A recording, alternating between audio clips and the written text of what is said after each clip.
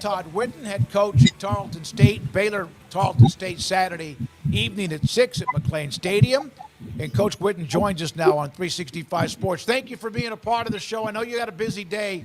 How much, and looking back on playing the game the week before, being able to get that done, can you already tell a little bit of a difference in what that meant?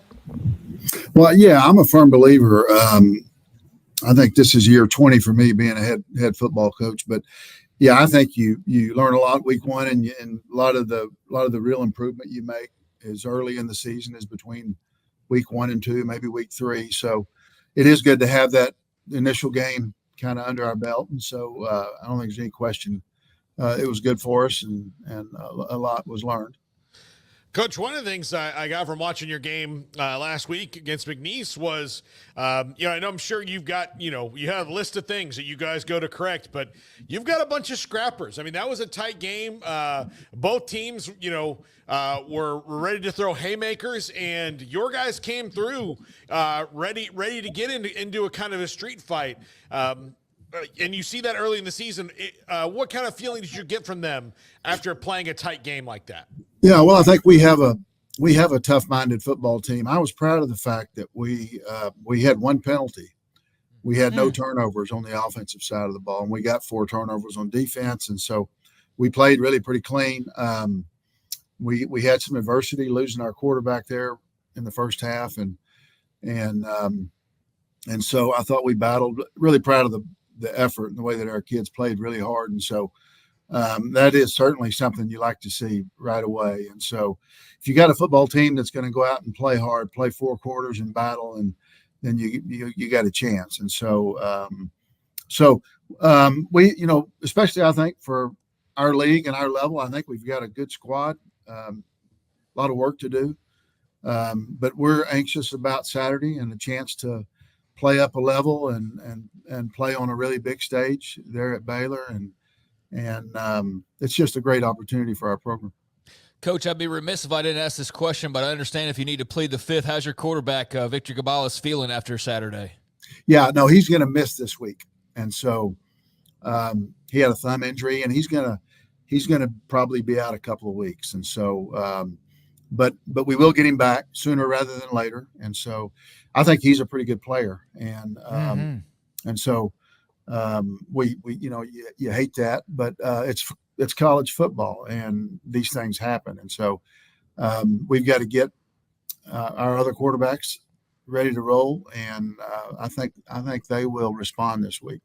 Todd, I've known you for a while. I say that every time we have you on because of the connection in Nacogdoches, but thank you for being honest about that. I mean, I know a lot of times a lot of coaches just wouldn't have been able to say anything, or they would. And no, seriously, the transparency there. He's out. You let him know. The team knows. Let's move on. Yeah, no question. I'm a big believer in communicating with our players, and it is what it is. And so we've got to kind of rally the troops, and and it was kind of out there for everybody to see. We were on national television on Saturday, but nevertheless.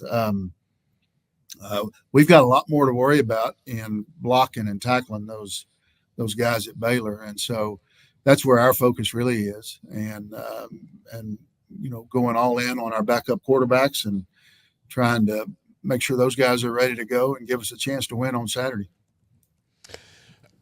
When you you have to punch up a weight class this week, how do you balance out the emotion that's going to go in because your guys are going to be fired up to come into Waco and play Baylor, and then balance out the let's make sure we get better and don't just get so excited about this opportunity and lose the rhythm of preparation?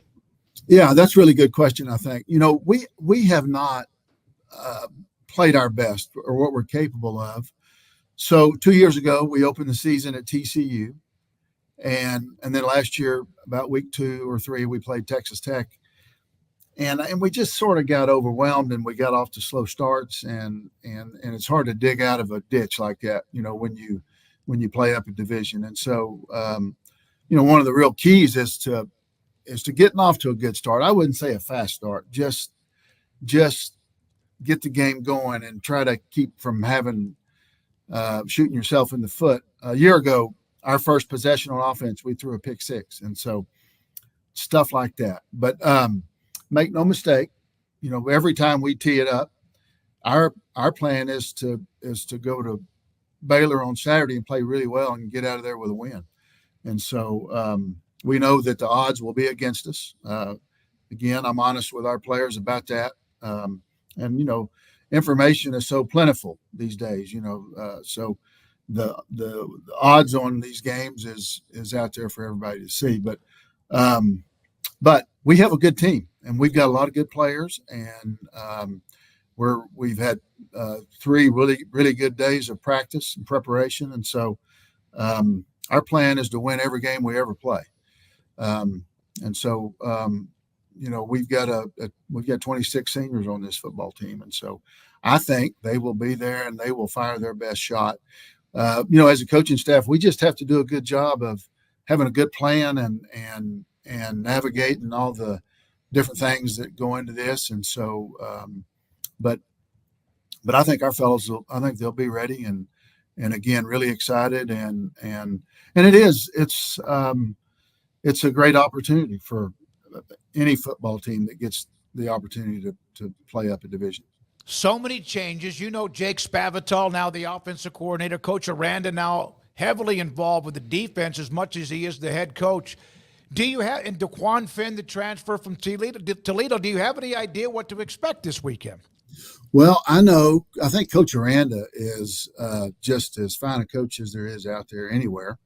I know when he was a defensive coordinator, he was considered the very best in the country. And so, I think he's got a wonderful staff there. And I think they had some unfortunate things a year ago, but I think they've got all the makings of a good team. And so, but to answer your question, we've got to go back and we got to look at Cal, for Spavital. We go back and we've been looking at 2019 LSU, and then also studying the personnel from the Baylor squad and the new guys and the transfer quarterback from Toledo. And so a lot of different things you've got to tend to now in these early games where there are some question marks, but yeah, it's never easy. I like the idea of the NFL where you get about 3 or 4 preseason games, but we don't get those in college. So they're all really important. Todd Whitten, head coach at Tarleton State, with us on 365 Sports. So you mentioned the quarterback. Your team created turnovers. You mentioned you did not have the penalties and turnovers, which is nice. How much do you think from game 1 to game 2 with the adversity at quarterback, though, that you can improve? Because I was impressed. I thought you guys had that game sewn up, and then it got a little dicey at the end. Yeah, we probably did, and I was disappointed that we didn't have a second half to kind of go out and have the opportunity to finish, and I thought it would have meant a good bit to Victor, our quarterback, and his growth, to go out and have a chance maybe to put a game away. And so, but we didn't have that. The only chance we've got to be more explosive, I think.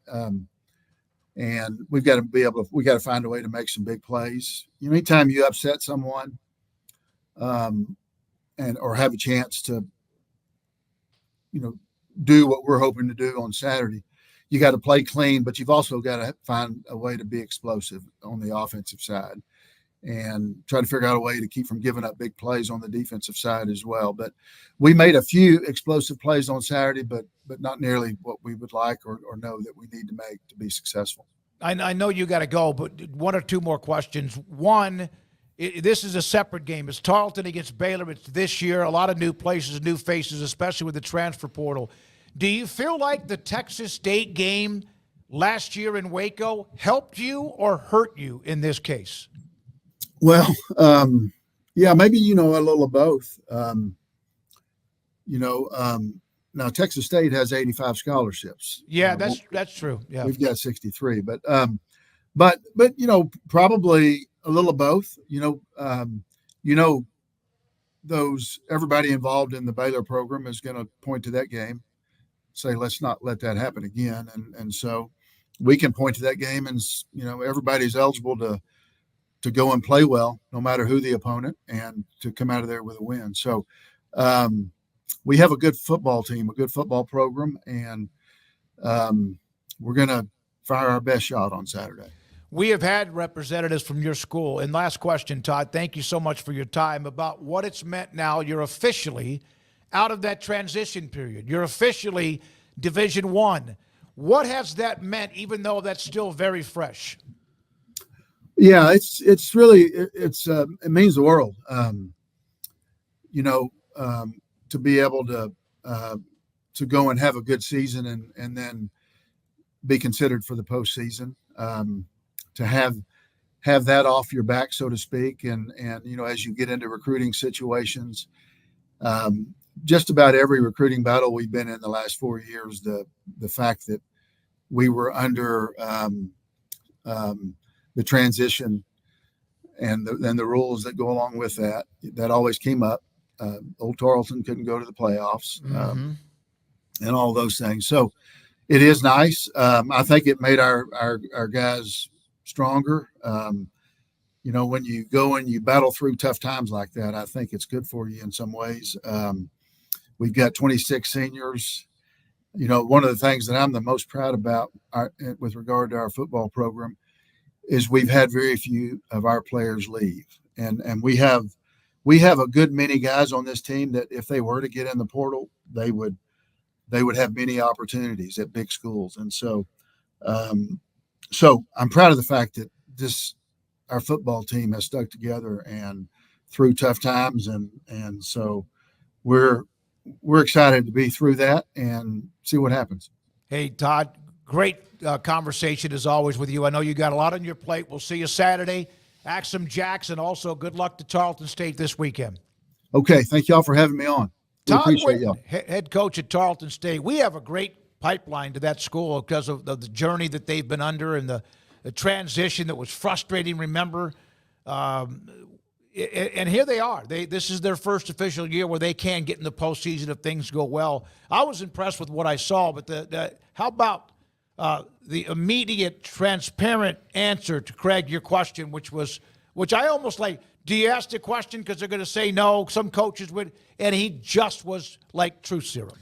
Yeah, I mean, you ask the question because otherwise you can't get an answer, right? So Absolutely. If you don't ask, you can't get a response to that. So if he had no commented, that would have been perfectly fine, as I alluded to in my setup to that. But I appreciate his honesty, and it was pretty clear when Victor Gabalis didn't return in the second half that it was something pretty serious. So the good news is, if you're a Tarleton State fan, that he sounds like, a couple games at least is what you're looking at, but nothing season-ending as far as that thumb injury goes. So that's a positive update there. But, yeah, very unfortunate. You lose your starter in the opener just a couple quarters in, and he's not even available to play in games 2 and 3 and who knows beyond that. But, especially I'm sure for Victor Gabalis was probably pretty pumped up to head into Baylor Stadium and play a Big 12 team and, try to play spoiler. But, he'll have to scratch that itch some other way, I guess. But Tarleton State, the rest of his team, they still got that opportunity. And I don't think with Todd Whitten-led group, they're just going to ho-hum their way into Waco. So I think Dave Aranda and Baylor need to respect them and be ready, just like they would be ready for any other opponent, no matter health or status or whatever. And good for them on getting that first win, and good for them on getting this transition, fully on the other side of it to now enjoy and reap the benefits of that. So yeah, I really appreciate any time we get to talk to Coach Whitten, and I do thank him for his honesty. He was a hell of a player at Stephen F. Boston. Also was a baseball player while he was there in the mid-'80s from Kimball High School in Dallas. And think about this. This is his career path. He played with SFA, went to Kimball High School, played a year with the Patriots. Then he was not going to mention the assistant or but the old bad Patriots. They're like the laughing stock, people that aren't 30 plus don't, maybe even 40 plus actually. That might have been the year after they lost to the Giants in the Super Bowl. Was '86 with Parcells. I just remember that they stunk and they didn't matter, and I hated their uniforms. Now you put them in the new closer cut, and you can make old stuff look cooler Nicer nowadays. blue, yep. Yeah, but I could not stand those uniforms anyways.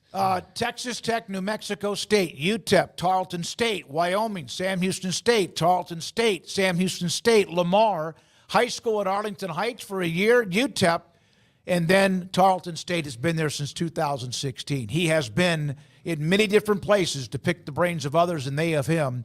Todd Whitten, head coach at Tarleton, 6 o'clock kick at McLean Stadium.